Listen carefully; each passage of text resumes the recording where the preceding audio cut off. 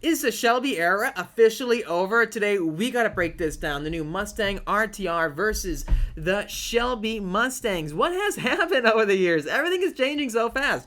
We always had Shelbys, right? Decade after decade after decade. We had the Shelby GT500s back in 2008, and then over the years, Ford introduced different variants, such as the GT350 and the GT350R. Well, nowadays, they're completely gone. It seems like that entire Shelby branding from Ford has disappeared, and we're finding new branding all over the place, specifically with the Mustang GTD and the Ford Mustang RTR, the latest, newest product in the Ford Mustang lineup. Today, I want to break down what this RTR means for the Mustang family and how it compares against the Shelbys that we know and love. I used to own quite a few Shelbys, like the Shelby GT350R. That car was so much fun. It really was. I took it to the track all the time, and then I ended up getting the Shelby GT500. I put over 10,000 miles on that vehicle, drove it across the country, did quarter-mile tests and racetrack battles against supercars. Oh, I loved the experience. Then I sold that and got the GT500 carbon fiber track package, which was the same car as the GT500 that I had, but then it had all the extra aerodynamics and the carbon fiber wheels that were like $20,000. They were a ton of money, weren't they?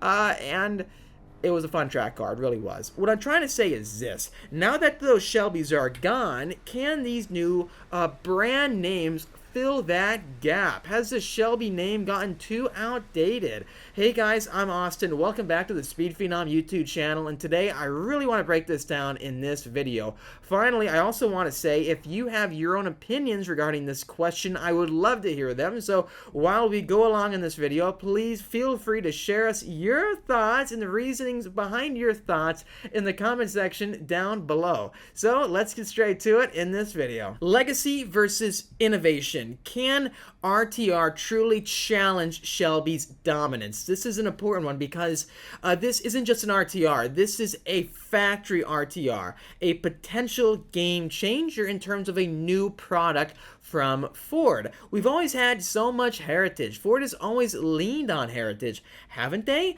Just look at the Mustang Mach 1 or the GT350s, the Shelbys, even the Ford Mustang Bullitt. All these vehicles have lineage back to, what, the 1960s or just decades ago, where RTR doesn't have that lineage. RTR comes from Vaughn Gittin Jr., the professional drifter with a very prominent relationship with Ford Motor Company, making Mustang look really good in Formula Drift. So when you consider Ford going down this path of putting Mustang into GT3, what did they do with that? Well, they launched the GTD, the GT3 or Grand Touring Daytona version of the Mustang, where it's entering a whole new race class, and they wanted to make a street version of that, hence to create a new era, a new brand, a new legend. So when you look at that mindset, it's pretty cool, right? They're no longer relying on the past here. Well, they're doing the same thing with the RTR. The question is, though, does it have enough to be a Shelby competitor and to be something that you really want to look at getting? These are just products in the end of the day by companies selling them. The question is, have they created the product the correct way to achieve what the previous ones have? Real quickly, if you're enjoying today's video, please let us know if we can help you out with any paint protection film or vehicle wraps to change the color of your car here on the beach of Carlsbad, California, our headquarters for Speed Phenom, and this is where we help out viewers and the local car community with upgrading their vehicle's exterior finish. So if you need PPF to protect the new paint on your new car or want to change it up, please let us know. You can give us a call at 760-496-8607 or DM us at Speed Phenom Film on Instagram. Our special discount promotions are live right now, so don't miss your chance to save money and protect your car. So when you look at even the GT500, that vehicle was the best of the best, right? It had 760 horsepower, a dual clutch automatic transmission. It was wicked fast, not only on the drag strip, but also on the racetrack. When you look at the raw power, I think Shelbys have always been about giving enthusiasts the most performance possible. When you look at this new RTR, there's so many unknown specs surrounding it. It gives us a lot of opportunities to speculate. Will it focus on linear power delivery? With the turbocharging, is that possible? How will they tune the drifting? Will it be similar to the cars nowadays with a lot of drift features? I know with my McLaren in there in the garage, I know it's a wild comparison, but it has something called variable drift control, which allows you to finely tune the slip angle you're getting, allowing the computers to help encourage your drift while not letting you go too far to crash. If we look at the Ford Focus RS, that vehicle had a drift stick too, and it was really fun with how they created drift mode, encouraging people to slide the car around. How will this vehicle be drift tuned? And how will the suspension be set up? Will it be super loose or stiff to encourage sliding around? Will it be more playful or less than a Shelby? These are important questions to consider. I think in terms of horsepower being king, Shelby is still there. That's where it is, even though the Shelbys are gone. I think the RTR's approach will be more relevant to modern driving, having that smaller engine, that EcoBoost with the turbocharging nature.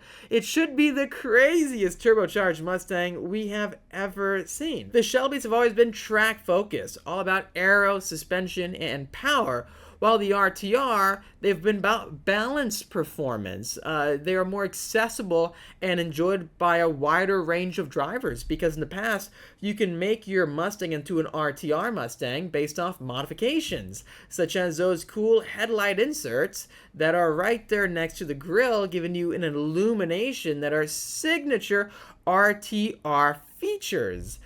Despite the track-focused scalpel of the Shelbys, what they represent, the all-around driver's car that RTRs represent could be more appealing to a wider audience.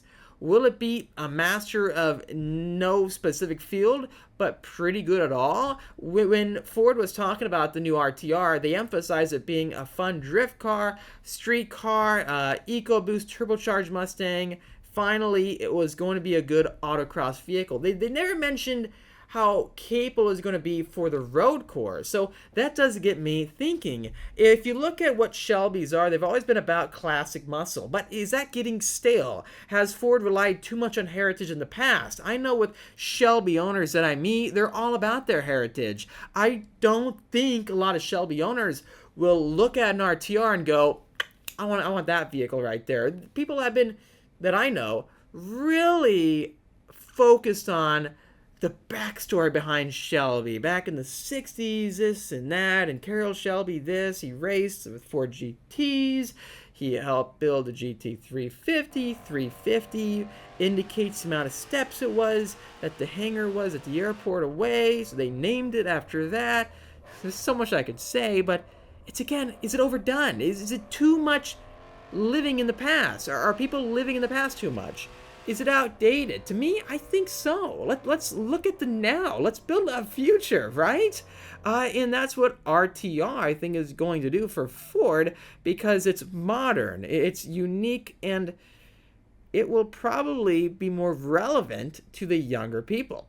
With younger people these days, when they look at a Ford Mustang Bullitt, do they resonate with that? Not too much. That's from a movie with Steve McQueen from decades ago in the 60s, right? Or is it 70s? I can't recall exactly, but it was so long ago. Young people don't care about that, and I think Ford has realized that. What do young people care about? Things that are relevant to them. What's relevant to them? Modern stuff. What do you see with movies nowadays, like Star Wars and other new movies? They recasted, or they created new protagonists that relate to younger people. They restart the story. It looks like that's what Ford will do. The question is, will RTR stand out enough, and will it age well enough? Are the RTR design languages too overdone, and does it fit the Mustang identity? It's all about evolution here, and was this the right move? There's no easy answer, and there's so many complexities to it, but I would assume the RTR is for people who want modern performance, unique styling, and potentially a more engaging experience out of the turbocharged Mustang, while just being more fun to slide around, having those drift, let's say, features, right? Shelby has always been all about the track enthusiasts or the purists wanting it all, especially the legacy. What do you think? Think beyond the badge here. Which one would push the Mustang forward? Shelby or RTR? I'm very curious to hear your thoughts, so please let me know in the comment section down below. I want to hear what you guys think, and please share us your Mustang experiences and opinions with regard to either vehicle type. What do you prefer, and what do you think is more exciting? If you enjoyed this video, please hit the like button. It really helps me out. And subscribe for much more great content coming out your way. While you do that, hit the notification bell so you're up to date with all the new videos the second I post them. Thanks for watching, and I'll see you in the next episode.